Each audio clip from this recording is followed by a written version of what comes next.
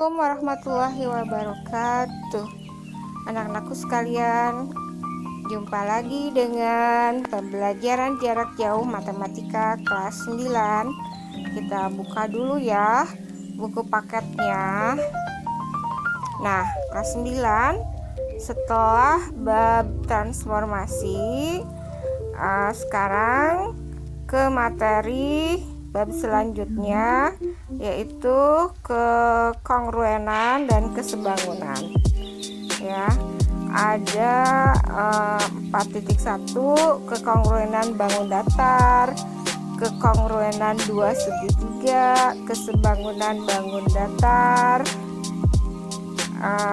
kemudian kesebangunan 2 segitiga. Jadi ini akan dibahas selama bulan Ber. Sisanya bangun ruang sisi lengkung akan dibahas di semester genap. Itu ya anak-anak. Mari kita ke halaman 199 ya.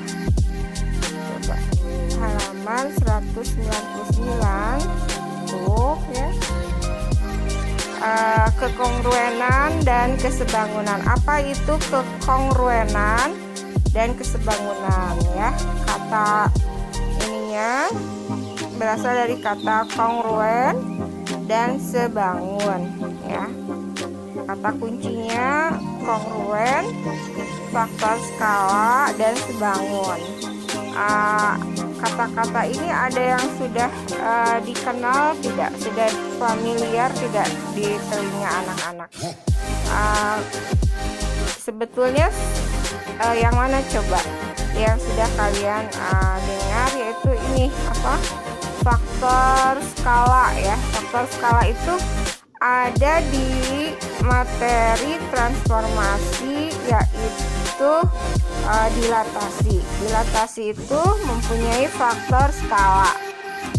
Masih ingat tentang dilatasi? Dilatasi itu ada dua macam, ada pembesaran, ada pengecilan. Pembesaran kalau faktor skalanya lebih dari 1. Pengecilan kalau faktor skalanya kurang dari 1 ya. Kompetensi dasarnya yaitu menjelaskan dan menentukan kesebangunan dan kekongruenan antar bangun datar. Kemudian menyelesaikan masalah yang berkaitan dengan kesebangunan dan kekongruenan antar bangun datar. Jadi enaknya kita berangkat, kita awali dengan kesebangunan. Kenapa? Karena kalian baru saja belajar tentang transformasi, yaitu dilatasi. Jadi di dilatasi itu bangun datar, masih ingat bangun datar, misalkan segitiga diperbesar 2 kali, segitiga diperkecil setengah kali ya. Nah itu pembesaran itu termasuk dalam 2 bangun datar yang sebangun. Jadi apa itu kesebangunan? Ya itu seperti dilatasi ya. Jadi segitiga kecil menjadi segitiga besar. Segitiganya itu sudut-sudutnya yang seletak masih sama besar. Contoh yang paling mudah yaitu persegi dibesarkan, maka menjadi dua buah persegi yang sebangun ya.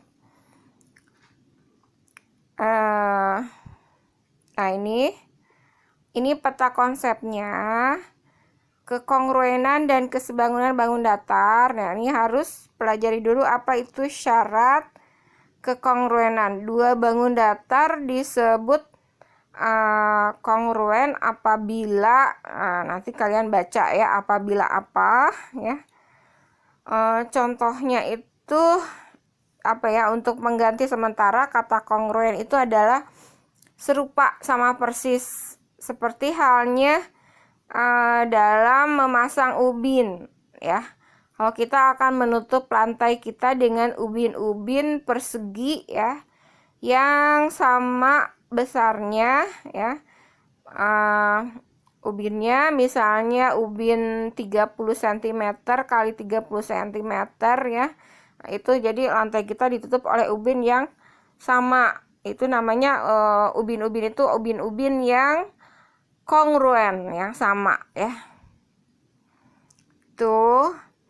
Terus kekongruenan segitiga. Segitiga sama sisi yang ukuran-ukurannya sama, ukuran sudut, ukuran sisinya sama. Itu namanya dua buah segitiga yang kongruen. Jadi segitiga kongruen itu harus sama persis ukuran sudutnya dan sama persis ukuran sisi-sisi ketiga sisi-sisinya. Jadi kalau segitiga sama sisi pasti kongruennya dengan segitiga sama sisi yang sama besarnya, sama bentuknya. Apa perbedaannya dengan kesebangunan?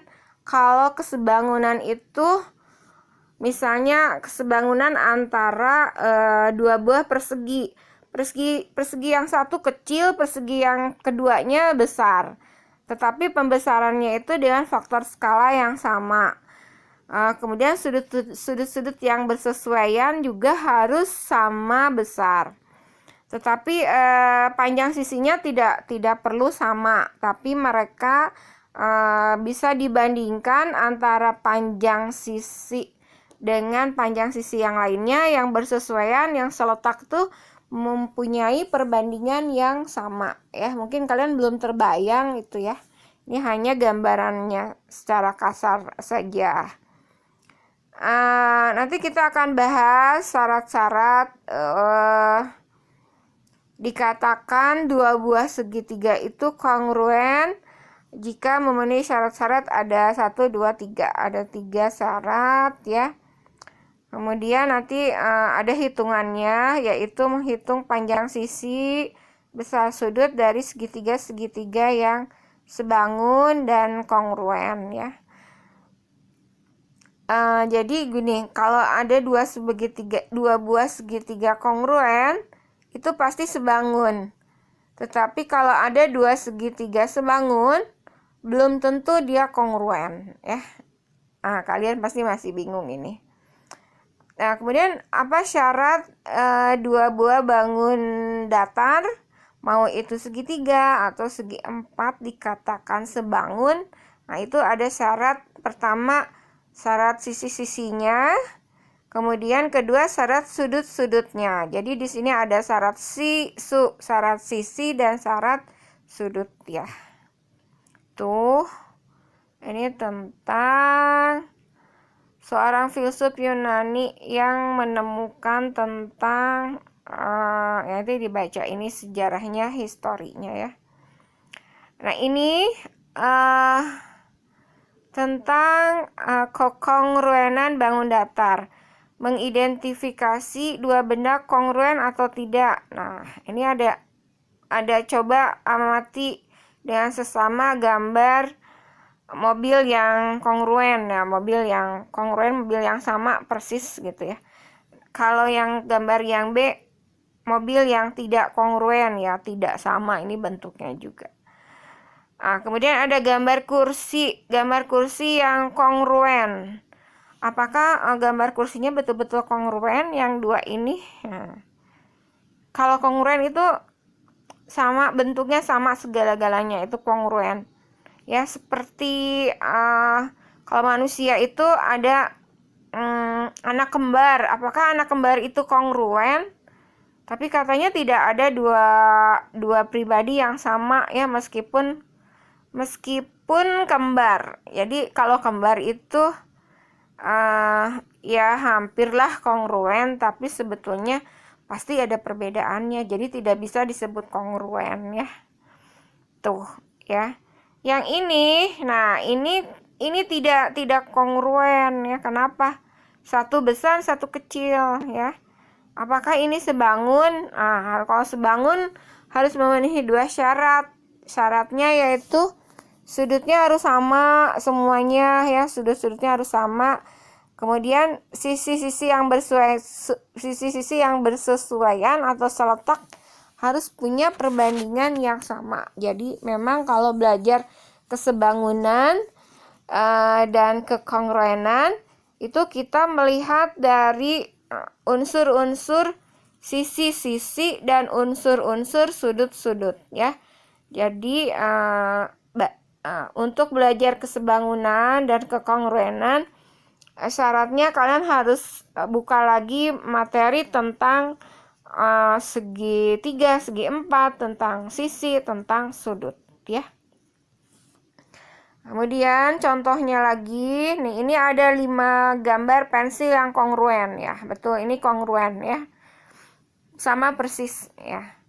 Nah, ini pensil yang tidak kongruen. Nah, itu ya. Kemudian ada gambar. Nah, ini ada gambar pemandangan. Ukurannya 40 cm kali 60 cm. Yang satu lagi sama ukurannya ya. Apakah mereka kongruen?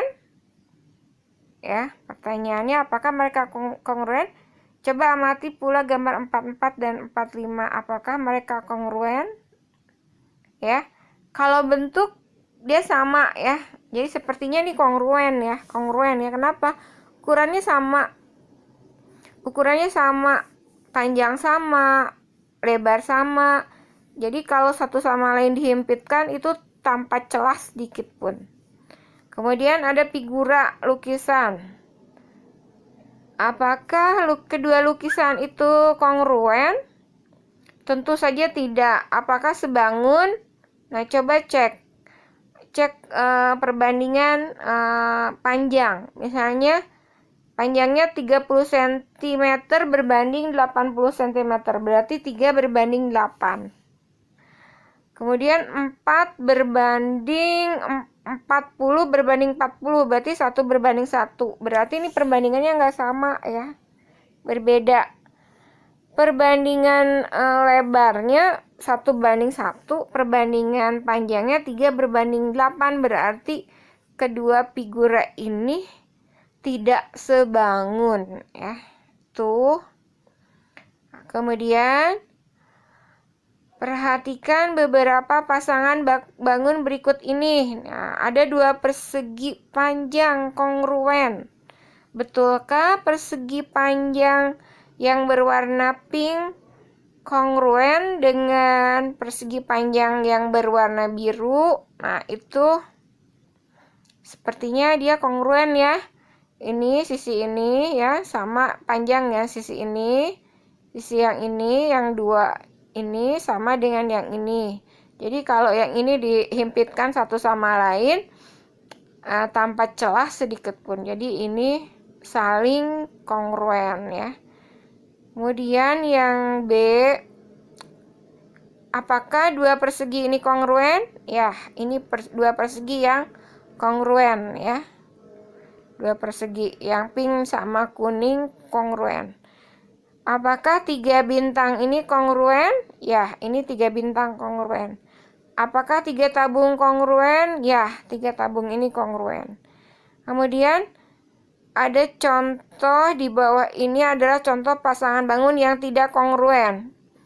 Nah, ini ada 2 persegi panjang ya, kuning dengan hijau, tidak kongruen. Meskipun ukuran sudutnya sama mereka 90 derajat, tetapi perbandingan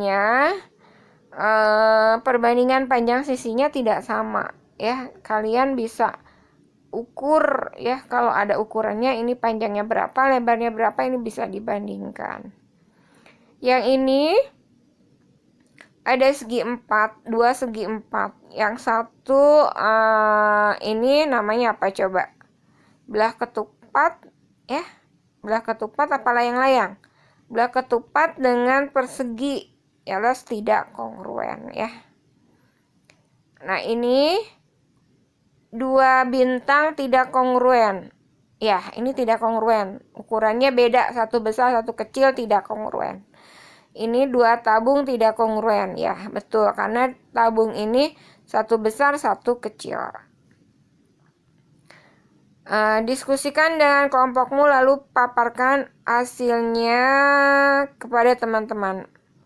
Mengapa bangun-bangun pada gambar 46 kongruen dan tetapi pada gambar 47 tidak kongruen?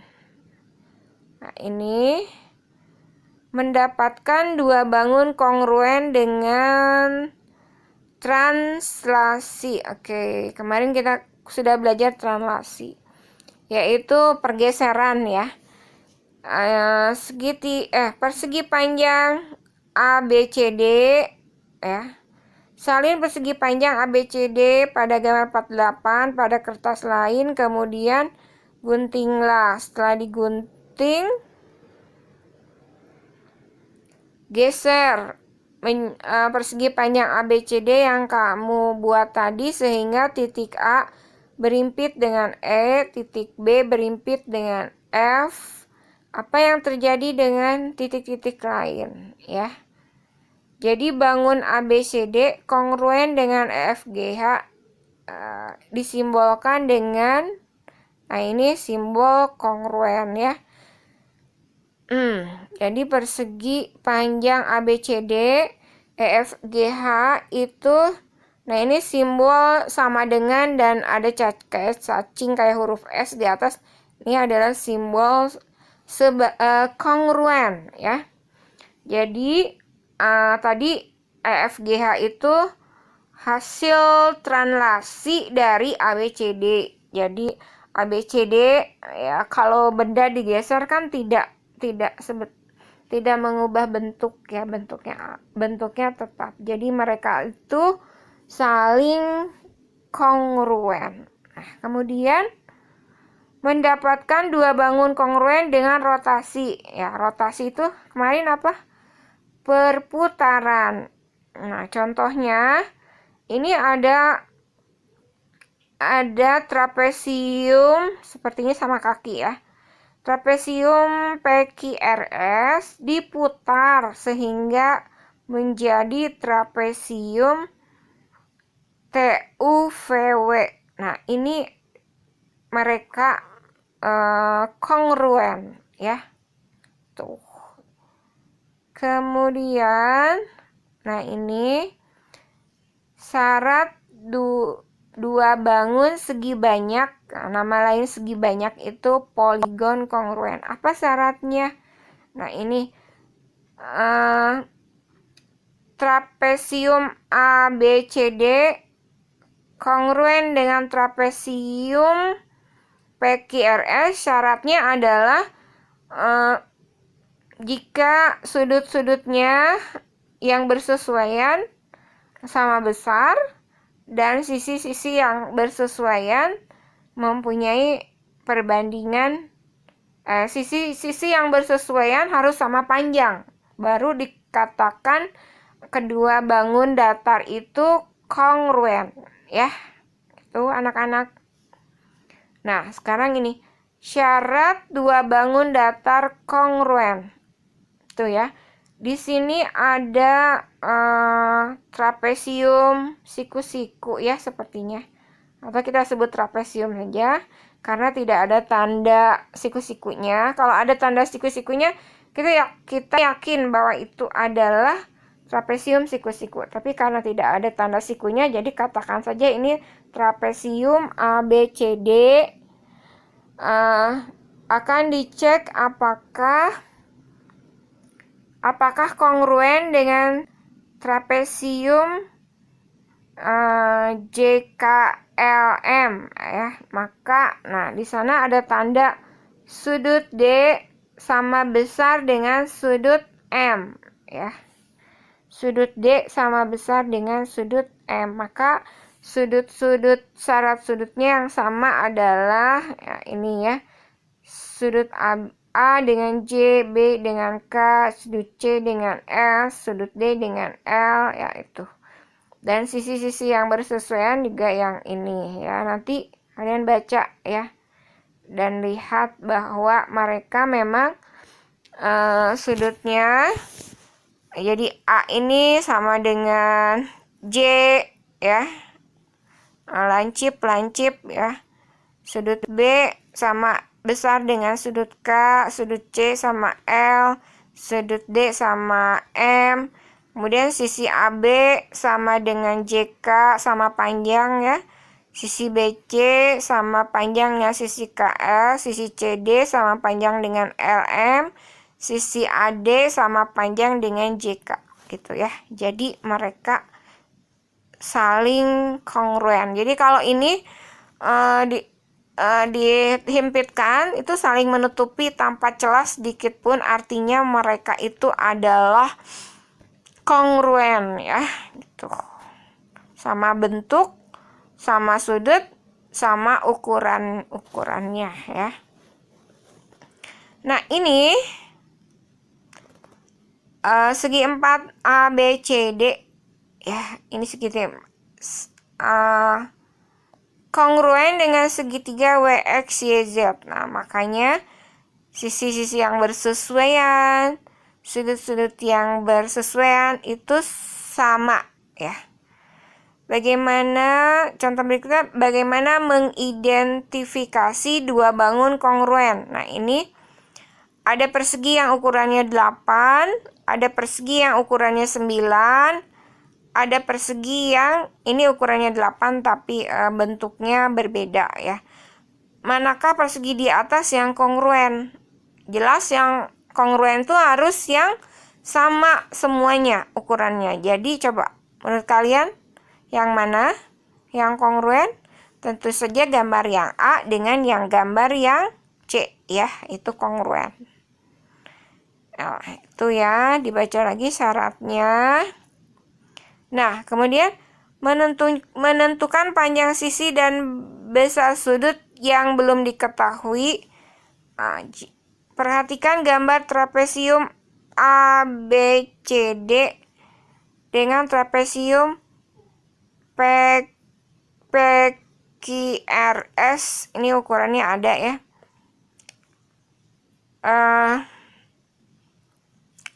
Dilihat di sini ada tanda sisi ya. Coba yang AB-nya ini ya. AB dengan PQ ya.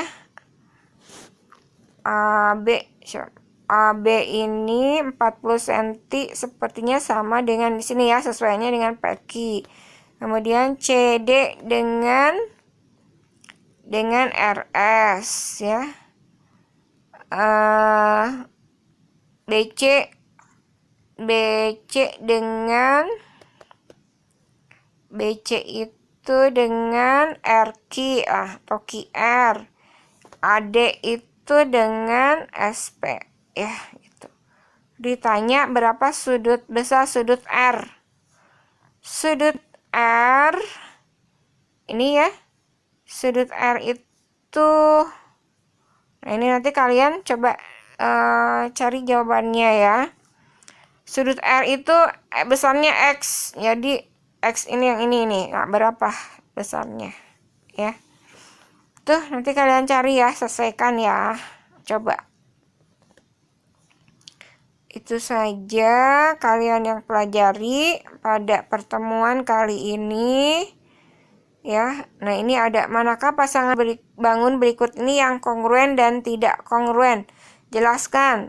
Nah, ini kongruen tidak. Segi 5 warna ungu dengan segi 5 warna kuning. Sepertinya kongruen ya. Sama ukurannya sama. Segi 5-nya beraturan.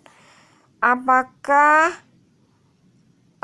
ini belah ketupat dengan persegi kongruen? Tidak. Ini tidak kongruen ya. Coba. Manakah di antara gambar di bawah ini yang kongruen? Yang mana coba yang kongruen? Boneka mana yang kongruen? Yang sama persis. Ayo coba kalian. Ada berapa boneka nih? A, B, C, D, E, F, G, H, I. J. Yang kongruen yang mana coba? Yang baju kuning, pita merah, baju kuning. F sama C, dia kongruen ya? F sama C kongruen. Terus baju merah ini A dengan baju merah ini A sepertinya kongruennya dengan J ya, betul nggak? Baju biru kongruennya dengan baju biru B dengan I. Coba kalian ya, perhatikan ya Kak. Mungkin Ibu salah lihat. Kemudian ini boneka ini H dengan E kongruen. Itu ya. Coba di sini ada nggak yang tidak kongruen? G dengan D ya. G dengan D. Oke. Itu ya.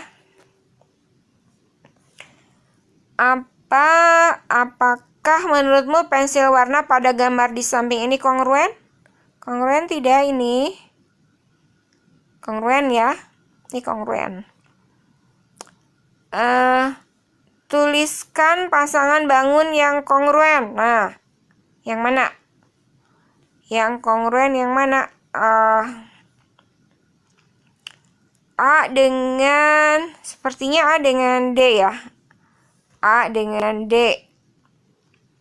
Terus C dengan mana ya? C dengan, apakah kongruen dengan J? Tidak ya. Dengan ini nih, dengan O sepertinya.